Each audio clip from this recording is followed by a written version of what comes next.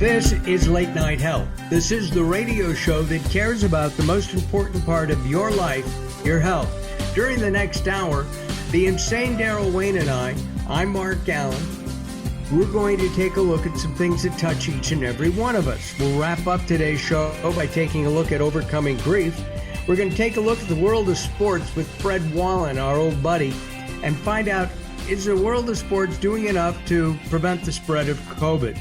And right now, we're going to take a look at the psychological benefits of assisted living. Do you put your parents in assisted living or do you not? We'll be doing that conversation with Christy Christine, who is an accomplished senior specialist with 30 years working in the senior living industry. We'll also be speaking with a new friend of ours, Jennie Paul. She's known worldwide as the Yankee Princess. And she's also spending some time working at Belmont-Village in Fort Lauderdale, Florida. Belmont-Village, by the way, has over 30 assisted living places in California and in Florida, one in Mexico. And I know that there's a number right here in where Daryl and I live. One's in Calabasas, one's in Thousand Oaks, and there's probably more. Christy and Jennie, welcome to Late Night Health. Thank you so much. This is Jennie, and I'm with Christy, who has a multitude of real-life stories on the aging and is responsible for getting all the people here in Fort Lauderdale. Christy? Hi, welcome. Thank you so much for having me. Our pleasure. Christy, let me ask you this. If it comes to the time where a parent has to make a decision, leave the family home, maybe sell it, doesn't need a lot of care, but they don't want to clean the house anymore. They don't want to do meals. Is assisted living a good way of helping a parent do that? It's a loving action because it improves the quality of life from safety and the social aspect. When you are approaching that next chapter of your life, being a senior, and looking to simplify your home, we recommend that you take a look at a couple of options. One is assisted living may be an option, but assisted living is basically a social model that incorporates assistance with bathing, dressing, grooming, more personal care needs. If a senior is just looking to downsize, simplify, less maintenance, then more in the aspect of either a home care person coming into the home to assist with those things, including meal prep and running errands using your car, or moving to an independent living community where there's more socialization, less maintenance of the home, and just more connection. And that would seem to me to be a great option. But at the same time, do baby boomers who have to take charge, so to speak, of their parents, do they have psychological issues saying, gee, I'm dumping my parents? Actually, quite the opposite, to say the truth. But I do have to be honest. There is this guilt of, hey, I should be taking care of my mom and dad. They raised me. They took care of me. Shouldn't I be able to do the same thing? And in some respects, yes, but in the majority of the cases, no. Because in this day and age, many of us are juggling a work, a career, also putting, kids to college, and also helping to take care of their parents. It's more responsibility than just taking care of, a child. And not only that, but quite honestly, a lot of my seniors really do not want to live with their children. I don't blame them. I know some of those kids. Also, 100 years ago, somebody was getting older, they would just move in with their kids. We don't do that as much anymore. Is that wrong? No, it's not wrong. Because what we're finding today with the senior today is, hey, they have a life. And it's not only that, but there are generational different levels in the home. You have a daughter who's in her 40s or 50s, and she's looking at life from a different lens than her mother and father are, who are looking at it from their own lens. And trying to connect and trying to have some sort of understanding of where each other is at, it's always a miss. So therefore, it's always conducive for each one to have their life with their friends and their connections that have their same commonalities. Because seniors being with seniors, they get each other. Right. I think that the idea of the socialization, I think, is the best part, because if somebody were living alone or even with assisted, people coming in, the socialization, they withdraw. They become an island, and nobody wants to do that. Would you agree with that? Absolutely. And more so when the senior is living at home. And let's say they're not driving anymore. Let's say they used to go to the senior center and go see their friends and have their lunch for the day. Or they used to play tennis or golf, and now they have some health issues, and that's where their buddies were. So because of health issues and also just logistics, it's harder and harder to connect and get to those places to do so. I know that there's an assisted living place not far from where I live, and I went and I visited it a few years ago.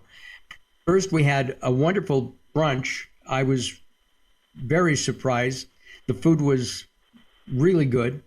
And then we took a tour and we looked at all the social activities. You could go to the museums, you could go to the theater. They had a group that went out to dinner on a regular basis, as well as having a very nice restaurant on the premises. Is that kind of what Belmont Village does throughout the country? Yes, it is. We have an array of different programs and services, from independent living to assisted living, as well as memory care. And we are also unique in that in my independent and assisted living, we have many couples that move in where one of them has memory loss.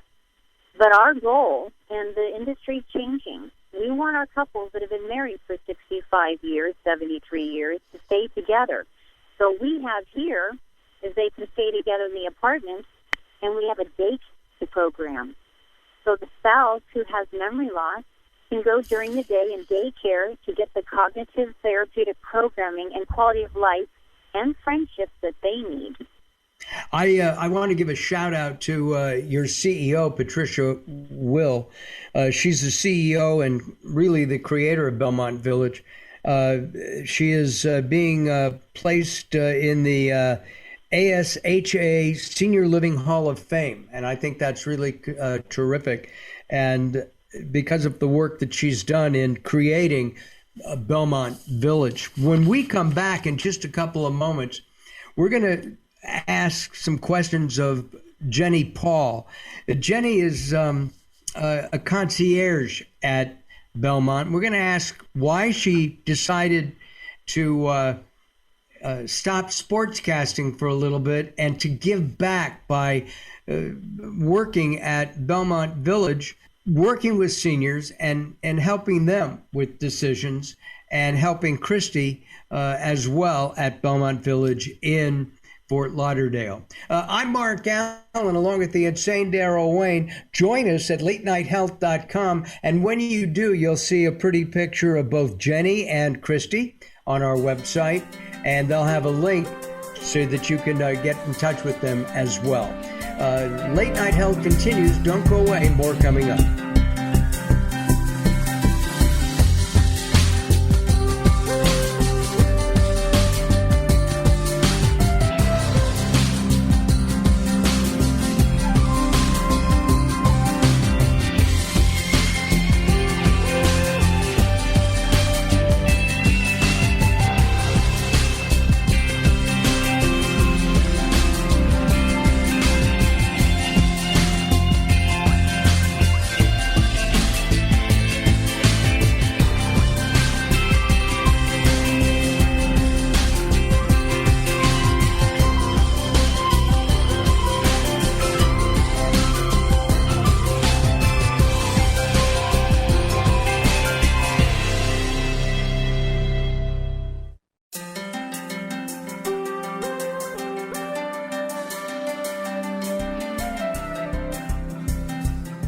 Late Night Health is proud of our partnership with the EBC, the Evolutionary Business Council.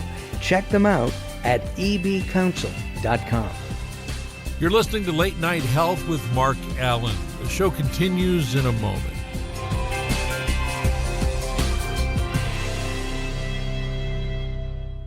Recently, I met Jacqueline from Bright here in Los Angeles. She gave me a hearing exam and then showed me how to hear again with the new Signia Pure Series hearing aids, and she can give you your life back too. I hear birds chirping, birds cooing, and even my wife. They easily connect to my smartphone. The Signia hearing aids are amazing, and with the charge and go, I don't have to fiddle with batteries and hear all day long. Not hearing is frustrating for you and your family. I know you don't have a problem, but trust me, call Bright Here now for a free hearing exam, a $125 value, yours free, just for making an appointment now. There are offices throughout the Los Angeles area. Call Bright Here now at 323-424-7100. That's 323-424-7100 for a free hearing exam. There's no obligation.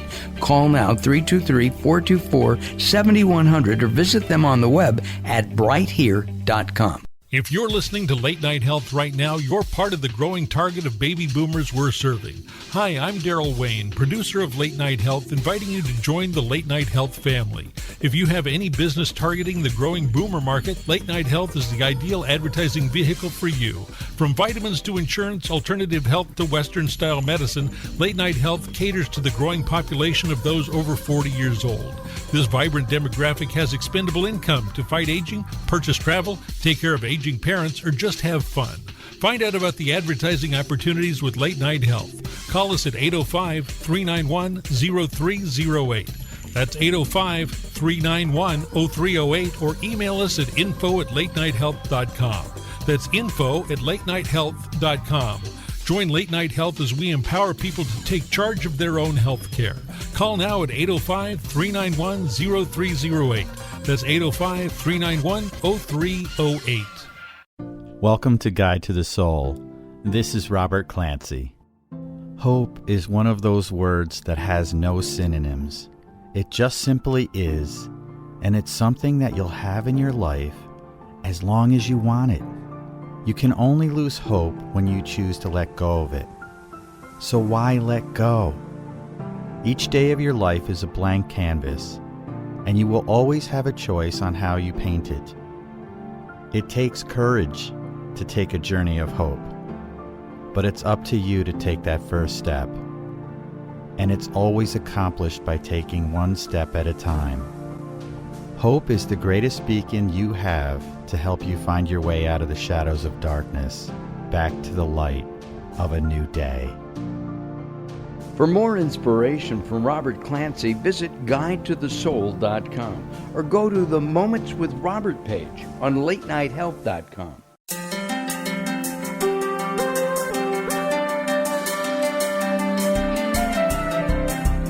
Late Night Health continues. I'm Mark Alyn, along with the insane Daryl Wayne. Be sure to join us at facebook.com/Late Night Health Radio. Our guests today are Christy Christine and Jennie Paul. We're talking about the psychological aspects of assisted living, not necessarily for the senior, but for the child, the children of somebody who may need some additional help in living. Jennie, I mentioned just before our break that I wanted to ask why you are working at Belmont-Village. It can't be for the money. I saw the building mark being built and found out it was a assisted living center. And my mother had Alzheimer's and dementia. And I took care of her till she took her last breath. And I wanted to give back in some way or form, and I had no idea what that meant. So I came over to the office while it was being built and said, I think I could be your concierge. And it led to me working part-time at Belmont, where I've learned so much about the elderly and seniors and why they're here. And I want to say something about being a senior. Well, or not admitting that you're a senior. My girlfriends say to me that I ought to go to the senior center, and I said, well, I'm just going to block you from my phone. And then my other girlfriend said, well, you ought to move in my community, at the Del Webb community. And I said, I will never move to your community because I have 20/20 vision, and I'm not a senior, and I sound like I'm 20 years old. So there. And that brings up denial. And don't you think we ought to ask Christy about denial? Because isn't that a big part of this? Children bring their parents in, and some parents say, I don't need this help. Yes, that does happen.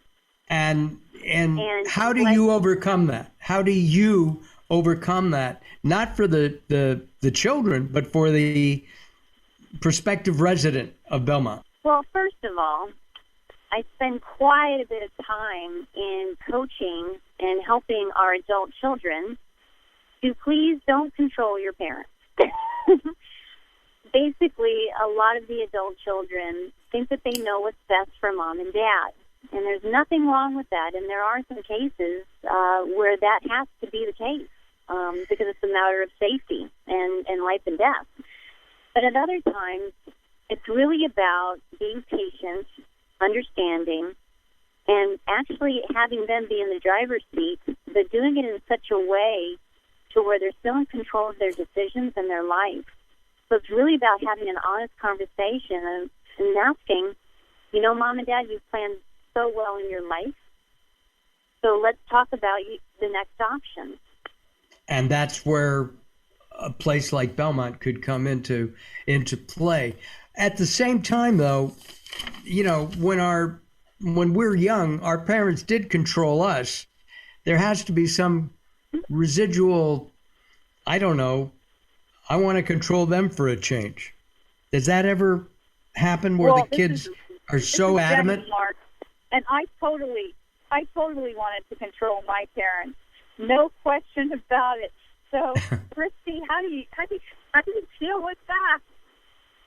Well, first of all, we have to find out what's the why. Is the reason that you want to make a change? Is it because there is a lot of falls happening in the home? Is there some dementia? So there is this isolation and fear of not being out in public because they can't remember their names, or going to a restaurant because they can't order off the menu. Are you looking in their refrigerator? Does it look as though things haven't been thrown away? How are they dressed? Are they still in the same clothes that they wore yesterday or the day before that? Are you noticing piling up in the home of papers, bills that you see have probably not been paid? When you start seeing these signs, that is cause for concern. Don't ask me what I'm wearing today, because I am wearing the same thing I wore yesterday. I have to admit that. I don't know if any of my kids will notice or not. One of the things that strikes me about this whole idea of having a parent in an assisted living, there is some kind of a psychological thing that says, I should be able to do this. I should be able to help them myself. Am I wrong? No, you're not wrong, but you don't, unfortunately, it's just like when you have a child. No one gave you a manual of how to care for an 89-year-old that possibly had a stroke or has dementia. How do you even start? And not only that, but quite honestly, a child taking care of their parent, it's too emotional. So what's great about assisted living is the adult child gets to go back to being the daughter. We get to be the caregivers. Therefore, that relationship is strong. It's strengthened. It's loved more than anything. And that senior is actually getting the best of their daughter for that visit. That daughter is getting the best of their mother for that visit without feeling, oh, I should do this, or why, I just told her, why didn't she do this? I told her, I already did this, and she's doing it again. There's this frustration. That's the interaction. So something I just want to share that I think is important. Your mom and your dad, who's in their 80s and 90s, they have a parenthesis of time left on this earth. And you, the adult child, has these moments still left with them. So these years that you are creating the best life for them, you're creating the best memories for you to keep with you of them when they are gone. Wow. And as we wrap up in our last couple of moments, there are some places that say this is your last home. This is to an aging person. You know, right now you only need assisted living. You don't need help getting dressed. But as you age and maybe have a stroke or need more care, does Belmont offer more advanced care as a person ages? Absolutely. In fact, we also care for our residents to the end of their days because we also offer hospice on site. But yes, we help with transferring and bathing and everything. Yes. Wow. I mean, I think that's fantastic. And you've been doing this for how long now? Christy? 30 years. Oh. You started, you were 14. What motivated you? You are so funny. God bless you. Actually, I'm 53, and I've been in this for 30 years. And honestly, I started out as a caregiver in a nursing home. Wow. What about personal? Did you take care of family as well? Yes, my Nana, who always made me a homemade birthday cake every year for my birthday. When I was 15 years old, I would go and visit her in the nursing home, and I didn't really understand, the type of facility she was in at the time. I just knew that when I went to go see her, I not only saw Nana, but I saw the other ladies that she was sharing a room with, and I just felt needed, and I felt that they needed me, and I needed them, and it was just I don't know how to explain it. I will tell you, though, my favorite things in the world are dogs and seniors, and I think that pretty much sums it up. Got it. I understand. I remember in high school volunteering once a week. I would read to a woman who had no family. She was close to 100 years old, and I went in every week and would read to her, and then we'd talk about her life. And it's one of the most cogent memories that I have. Just really, really terrific. Listen, thank you very much for joining us. Jennie Paul and Christy Christine from Belmont-Village. We'll have contact information at latenighthealth.com. I'm Mark Alyn. Late Night Health moves on.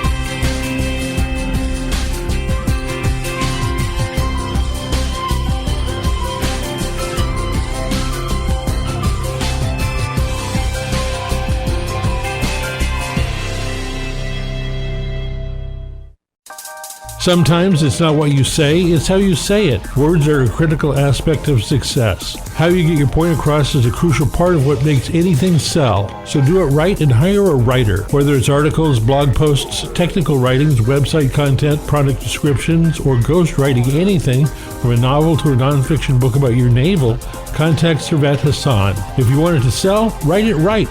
Email Servet at servet@servethassan.com.